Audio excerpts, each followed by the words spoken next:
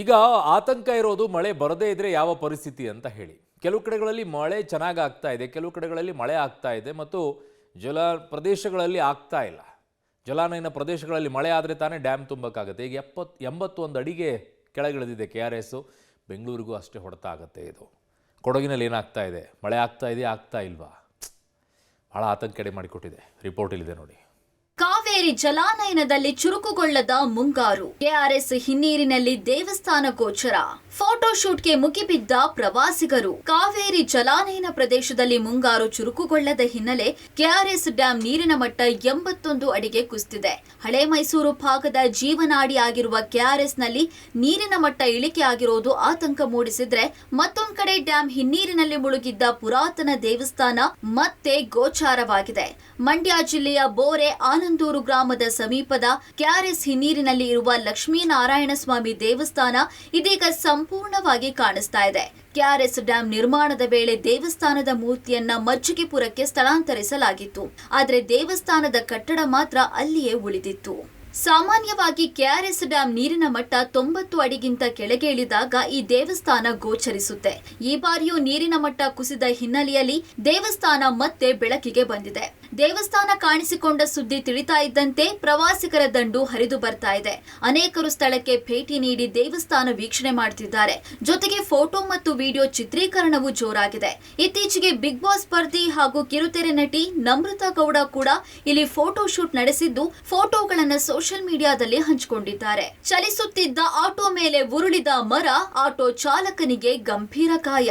ಚಲಿಸುತ್ತಿದ್ದ auto ಮೇಲೆ ಏಕಾಏಕಿ ಮರ ಉರುಳಿ ಬಿದ್ದ ಪರಿಣಾಮ ಆಟೋ ಚಾಲಕ ಗಂಭೀರವಾಗಿ ಗಾಯಗೊಂಡ ಘಟನೆ ಕೊಡಗು ಜಿಲ್ಲೆಯ ವಿರಾಜಪೇಟೆ ತಾಲೂಕಿನ ಕಕ್ಕಬ್ಬೆ ನೆಲಜಿ ರಸ್ತೆಯಲ್ಲಿ ನಡೆದಿದೆ. ಅವಘಡದಲ್ಲಿ ಆಟೋ ಚಾಲಕ ಮೊಹಮ್ಮದ್ ಗಂಭೀರವಾಗಿ ಗಾಯಗೊಂಡಿದ್ದು ಪ್ರಾಥಮಿಕ ಚಿಕಿತ್ಸೆ ಬಳಿಕ ಹೆಚ್ಚಿನ ಚಿಕಿತ್ಸೆಗೆ ಮಂಗಳೂರಿನ ಆಸ್ಪತ್ರೆಗೆ ರವಾನೆ ಮಾಡಲಾಗಿದೆ. ಆಟೋದಲ್ಲಿ ಪ್ರಯಾಣಿಸ್ತಾ ಇದ್ದ ಇಬ್ಬರು ಪ್ರಯಾಣಿಕರು ಪ್ರಾಣಾಪಾಯದಿಂದ ಪಾರಾಗಿದ್ದು ದೊಡ್ಡ ಅನಾಹುತ ತಪ್ಪಿದೆ. ಮರ ಬಿದ್ದ ರಭಸಕ್ಕೆ ಆಟೋ ರಿಕ್ಷಾ ಸಂಪೂರ್ಣ ಜಖಂಗೊಂಡಿದ್ದು ಸಮೀಪದ ವಿದ್ಯುತ್ ಕಂಬಕ್ಕೂ ಹಾನಿಯಾಗಿದೆ. ಘಟನೆ ನಡೆದ ತಕ್ಷಣ ಸ್ಥಳೀಯರು ಗಾಯಾಳುಗಳನ್ನು ರಕ್ಷಿಸಿ ಆಸ್ಪತ್ರೆಗೆ ದಾಖಲಿಸಿ ಮಾನವೀಯತೆ ಮೆರೆದಿದ್ದಾರೆ. ಚಿಕ್ಕಬಳ್ಳಾಪುರ ಜಿಲ್ಲೆಯಲ್ಲೂ ಉತ್ತಮ ಮಳೆ, ಮರುಜೀವ ಪಡೆದ ಉತ್ತರ ಪಿನಾಕಿನಿ ನದಿ. ಹೌದು, ಚಿಕ್ಕಬಳ್ಳಾಪುರ ಜಿಲ್ಲೆಯಲ್ಲಿ ಉತ್ತಮ ಮಳೆಯಾಗಿದೆ. ಕಳೆದ ರಾತ್ರಿ ಗೌರಿಬಿದನೂರು ಮಂಚೇನಹಳ್ಳಿ ಭಾಗದಲ್ಲಿ ಹೆಚ್ಚಿನ ಮಳೆಯಾಗಿದೆ. ಬತ್ತಿ ಹೋಗಿದ್ದ ಉತ್ತರ ಪಿನಾಕಿನಿ ನದಿ ಮರುಜೀವ ಪಡ್ಕೊಂಡಿದೆ.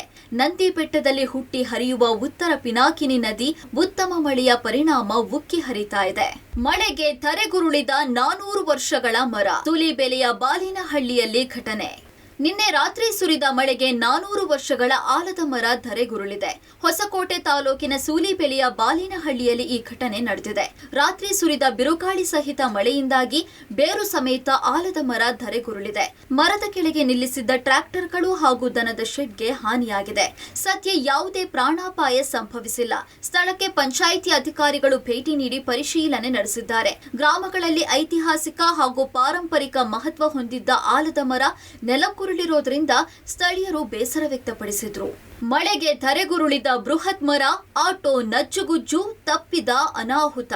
ರಾತ್ರಿ ಸುರಿದ ಮಳೆಗೆ ತಿಲಕ್ ನಗರದಲ್ಲಿರುವ ಮಾಧವ ಪಾರ್ಕ್ ಬಳಿ ಪಾರ್ಕ್ ಮಾಡಿದ್ದ ಆಟೋ ಮೇಲೆ ಬೃಹತ್ ಮರ ಬಿದ್ದಿದೆ.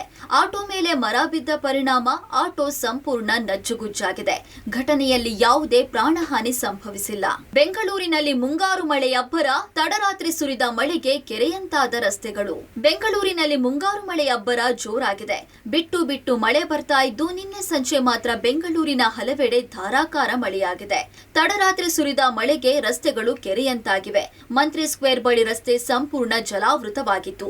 ಶೇಷಾದ್ರಿಪುರಂನಿಂದ ಮಂತ್ರಿ ಸ್ಕ್ವೇರ್ ಮಾರ್ಗದ ರಸ್ತೆ ತುಂಬಾ ಎಲ್ಲ ನೀರು ಹರಿದಿತ್ತು. ನೀರು ಹೋಗೋದಕ್ಕೆ ಸರಿಯಾದ ವ್ಯವಸ್ಥೆ ಇಲ್ಲದ ಕಾರಣ ರಸ್ತೆ ಜಲಾವೃತವಾಗಿತ್ತು. ಇನ್ನು KR ಪುರಂನಲ್ಲಿ ನಿನ್ನೆ ರಾತ್ರಿ ಸುರಿದ ಮಳೆಗೆ ಭಾರಿ ಅನಾಹುತ ನಡೆದಿದೆ.